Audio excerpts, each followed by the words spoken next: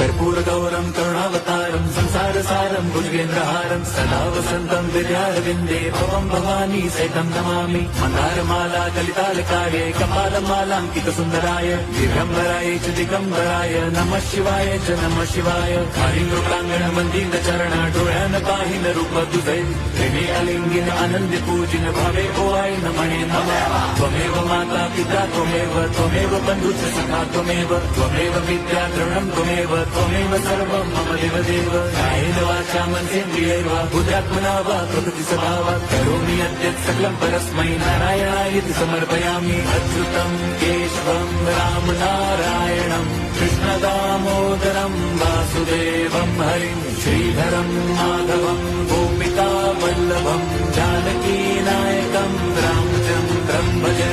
Hare Ram Ram Ram Hare Hare Hare Krishna